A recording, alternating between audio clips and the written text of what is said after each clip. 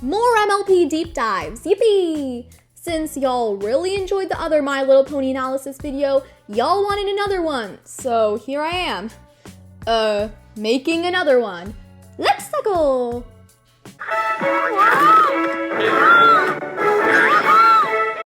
So apparently, y'all still hate Spike.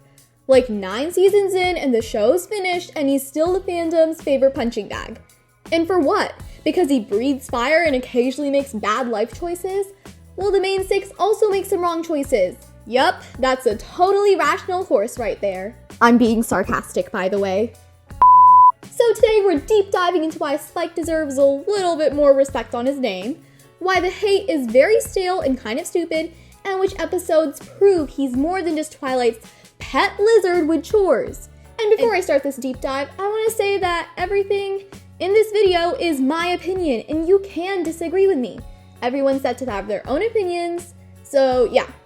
Anyways, let's get into it. Okay, I get it. Spike messes up. He's greedy and secret on my access. He kinda messes up with his dragon code situation in Spike at Your Service. But when it comes to mistakes, so does literally everybody else. Pinkie almost ended multiple friendships over parties.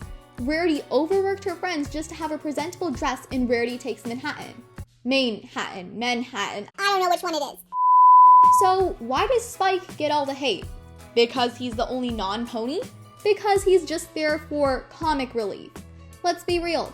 A lot of it's just lazy fandom groupthink from the early 2010s, back when people were still writing angry, 3-paragraph DeviantArt comments about Spike abuse. Now, here's where I hit you with Spike episodes that are actually great and help progress the show better. Yes, good Spike episodes do exist, folks.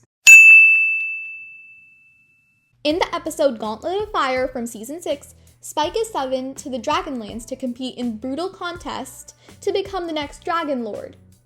Kinda like Squid Games, guys. Despite the danger, he enters a gauntlet to protect Equestria from falling under rule to cruel dragons like Garble and the others. This is peak Spike. No sidekick nonsense here. He's the main character facing a gladiator-style trial to become the next Dragon Lord. And what heroic stuff does this episode help with his character development? Well, a lot. For one, he befriends Ember in the contest, while everyone else is just in it for the scepter and the power. He outsmarts the brute squad with brains and not brawn.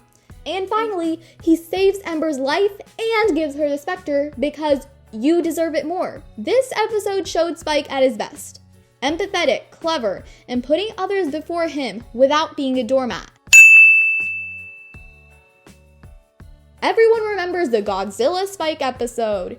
But let's look deeper. Spike goes through sudden greed-induced growth. He becomes a monster, sure, but it's not just for laughs. He literally scares himself without how to control he's become.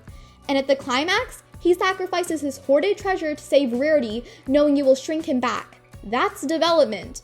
Also, that red ruby gem he gave her, a fire ruby he aged for weeks for himself but gave it to Rarity, showing his generosity and helpfulness. Yet, he still gets the backhand of the fandom. This one, underrated. Spike chose to light the ceremonial torch at the games, and he bombs.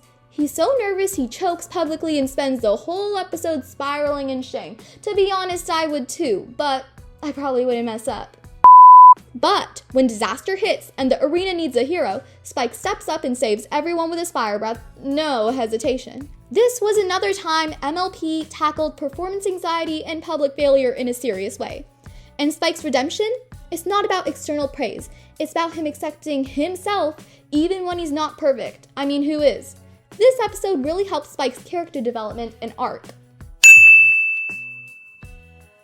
Spike constantly sets out to discover his roots. He meets real dragons who are aggressive, rude, and constantly bullying Spike. That reminds me of some people. Instead of giving into the peer pressure, he decides, you know what, my home is with the ponies. That's where I belong. That was not a Spike impression, by the way, guys. He rejects toxic masculinity, finds peace in his chosen family, and even writes a friendship report to Princess Celestia about it. Identity, cultural belongings, all this Spike represented in one episode.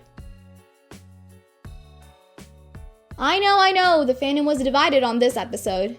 But listen, in Father Knows Beast, when a sketchy dragon named Sludge shows up claiming to be Spike's dad, the show dives into manipulation, found family versus biological family, and even emotional abuse.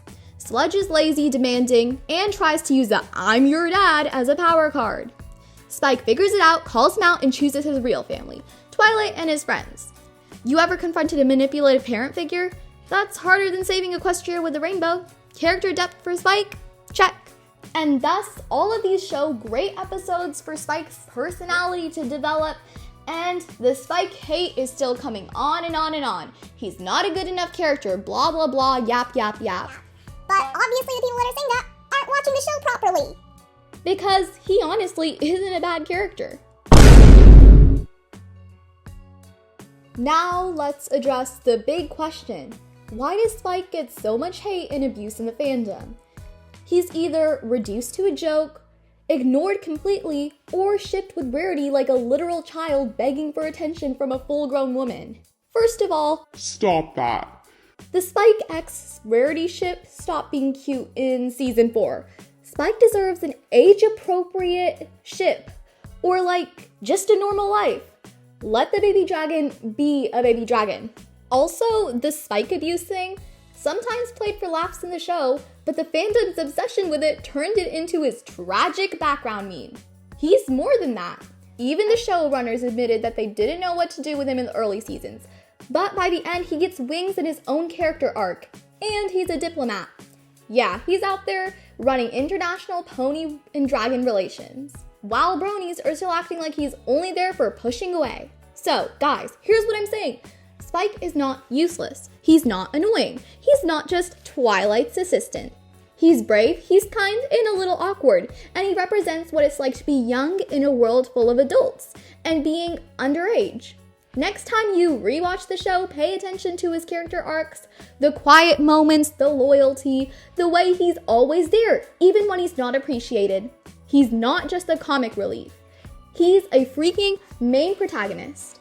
Now go write that apology letter to him, or better yet, give him some fan art that doesn't require him being stepped on by Rarity in a weird way.